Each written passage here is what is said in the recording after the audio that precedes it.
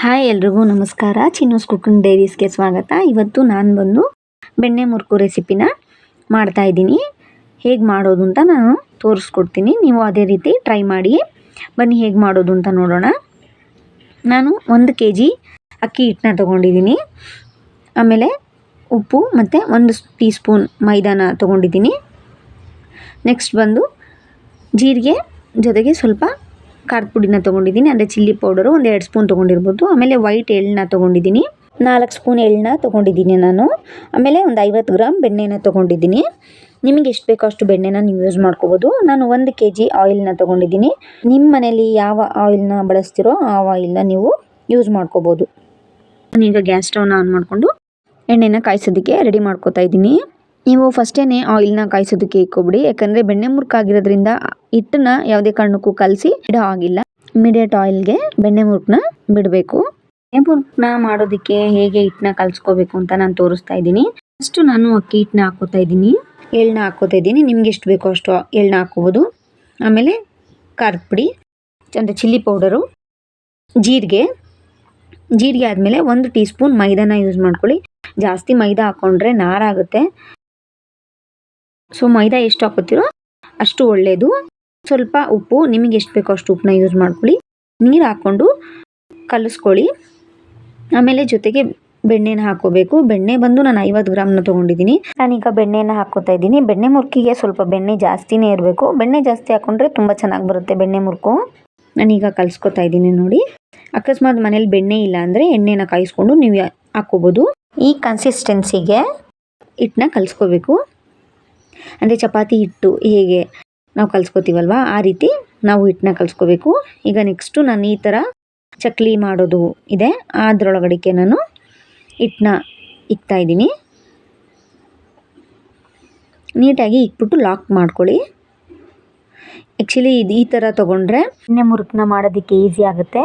ಎಣ್ಣೆಗೆ ನಾವು ಇಟ್ಟು ಬಿಡಬೇಕಾದ್ರೆ ಕೈ ನೋವು ಬರಲ್ಲ. ಪ್ರೆಸ್ ಮಾಡಬೇಕಾದ್ರೆ ನಾನು ಈ ಥರ ಮೋಲ್ಡ್ನ ತೊಗೊಂಡಿದ್ದೀನಿ. ನೀವು ಬೇಕಿದ್ದರೆ ನಿಮ್ಮ ಮನೇಲಿ ಯಾವುದಿದೆಯೋ ಅದನ್ನು ಯೂಸ್ ಮಾಡ್ಕೋಬೋದು. ನಾನು ಆಯಿಲ್ ಕಾದಿದೆಯಾ ಇಲ್ವಾ ಅಂತ ಹಾಕ್ಬಿಟ್ಟು ನೋಡ್ತಾ ಇದ್ದೀನಿ. ಎಣ್ಣೆ ಕಾದಿದೆ, ಕೆಳಗಡೆ ಏನು ಕಚ್ಕೋತಿಲ್ಲ. ಈಗ ನಾನು ಬಿಡ್ತಾ ಇದ್ದೀನಿ ನೋಡಿ ಎಣ್ಣೆಗೆ. ಹೀಗೆ ನಿಧಾನವಾಗಿ ಬಿಟ್ಕೊಳ್ಳಿ. ಎಣ್ಣೆಗೆ ಹಿಟ್ಟನ್ನ ಬಿಡಬೇಕಾದ್ರೆ ನೀವು ಲೋ ಫ್ಲೇಮ್ನಲ್ಲೇ ಇಟ್ಕೊಂಡು ಎಣ್ಣೆಗೆ ಬಿಡಿ. ನಾನು 1 kg ಪ್ಯಾಕೆಟ್ನ ಫುಲ್ ಹಾಕ್ಬಿಟ್ಟಿದ್ದೀನಿ. ನಿಮಗೆ ಎಷ್ಟು ಬೇಕೋ ಅಷ್ಟು ಎಣ್ಣೆನ ನೀವು ಹಾಕ್ಕೋಬೋದು. ಬಾಣಲಿ ಎಷ್ಟು ದೊಡ್ಡದಾಗಿರುತ್ತೋ ಅಷ್ಟು ಒಳ್ಳೆಯದು. ಈಚೆಗೆ ಎಣ್ಣೆ ಎಲ್ಲ ಸಿಡಿಯಲ್ಲ ನೋಡಿ. ಇವಾಗ ಚೆನ್ನಾಗಿ ಬೆಂದು ಹಿಟ್ಟೆಲ್ಲ ತಳ ಬಿಟ್ಟಿದೆ. ಚೆನ್ನಾಗಿ ಬೇಯಿಸ್ಕೊಳ್ಳಿ. ಬೇಯಿಸ್ಕೋಬೇಕಾದ್ರೆ ಜಾಸ್ತಿ ಫ್ಲೇಮ್ ಮಾಡ್ಕೊಳ್ಳಿ. ನೀವು ಹಿಟ್ಟನ್ನ ಆಯಿಲ್ಗೆ ಬಿಡಬೇಕಾದ್ರೆ ಕಮ್ಮಿ ಫ್ಲೇಮ್ನಲ್ಲೇ ಬಿಡಬೇಕು. ತಕ್ಷಣ ಏನಾದರೂ ನಿಮಗೆ ತಿನ್ನಬೇಕು ಅನ್ಸಿದ್ರೆ ಈ ಥರ ಮಾಡ್ಕೊಳ್ಳಿ. ನೀವು ಬೆಣ್ಣೆ ಮುರುಕನ್ನ ಮಾಡಬೇಕಾದ್ರೆ ನೀವು ಟರ್ನ್ ಮಾಡ್ತಿರ್ತೀರಲ್ವ, ಆವಾಗಲೇ ಗೊತ್ತಾಗ್ಬಿಡುತ್ತೆ ಅದು ಬೆಂದಿದೆಯಾ ಇಲ್ವಾ ಅಂತ. ಎಣ್ಣೆ ಒಳಗಡೆ ದಪ್ಪನಾಗಿ ಗುಳ್ಳೆ ಬರ್ತಿರೋದು ಲಾಸ್ಟಿಗೆ ಸಣ್ಣದಾಗಿ ಗುಳ್ಳೆ ಬರುತ್ತೆ. ಸೊ ಆ ಕನ್ಸಿಸ್ಟೆನ್ಸಿಗೆ ನೀವು ಬೇಯಿಸ್ಕೋಬೇಕು.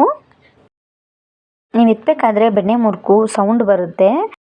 ಆ ಕನ್ಸಿಸ್ಟೆನ್ಸಿಗೆ ನೀವು ಬೇಯಿಸ್ಕೊಳ್ಳಿ. ಮತ್ತು ನಾನು ಎಣ್ಣೆಗೆ ಈಗ ಇನ್ನೊಂದ್ಸಲಿ ಬಿಡ್ತಾ ಇದ್ದೀನಿ ಬೆಣ್ಣೆ ಮುರುಕನ್ನ. ನಿಧಾನವಾಗಿ ಬಿಟ್ಕೊಳ್ಳಿ. ಆಮೇಲೆ ಹಿಟ್ಟನ್ನ ಕಲಿಸ್ಬಿಟ್ಟು ಇಕ್ಕೋದಾಗಲಿ, ಒಂದು 1/2 hour ನೆನೆಸ್ಬೇಕು ಇದನ್ನು ಅಂತ ಅಂದ್ಬಿಟ್ಟು ನೀವು ನೆನೆಸೋದೆಲ್ಲ ಮಾಡೋಕ್ಕೆ ಹೋಗ್ಬೇಡಿ ಯಾವುದೇ ಕಾರಣಕ್ಕೂ. ಹಿಟ್ಟನ್ನ ಕಲಸಿ ಇಮಿಡಿಯೇಟಾಗಿ ನೀವು ಎಣ್ಣೆಗೆ ಬಿಡಬೇಕು. ಯಾಕಂದರೆ ಇದು ಬೆಣ್ಣೆ ಮುರುಕಾಗಿರೋದ್ರಿಂದ ಖಾರದ ಪುಡಿ ಮತ್ತು ಮೈದಾ ಹಿಟ್ಟನ್ನ ಒಂದು ಚೂರು ಬಳಸಿರ್ತೀವಿ. ಸೊ ಅದಾಗಿ ನಾರು ಬಂದುಬಿಡುತ್ತೆ. ಇಮಿಡಿಯೇಟಾಗಿ ಎಣ್ಣೆಗೆ ಬಿಟ್ಬಿಡಿ. 1 kg ಅಕ್ಕಿ ಹಿಟ್ಟಿಗೆ ಮಿನಿಮಮ್ 1.5 kg ಬೆಣ್ಣೆ ಮುರುಕು ರೆಡಿ ಆಗುತ್ತೆ. ತುಂಬ ಈಸಿಯಾಗಿ ಮಾಡ್ಕೋಬೋದು.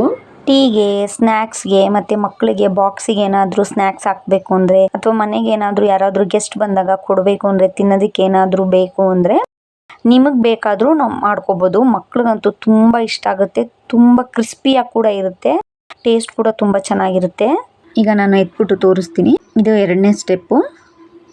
ನಿಮ್ಗೆ ಎಷ್ಟು ಬೇಕೋ ಅಷ್ಟನ್ನ ಯೂಸ್ ಮಾಡ್ಕೋಬೋದು. ನಾನು 1 kg ಹಿಟ್ಟಿಗೆ 50 ಗ್ರಾಮ್ ಬೆಣ್ಣೆ ತೊಗೊಂಡಿದ್ದೀನಿ.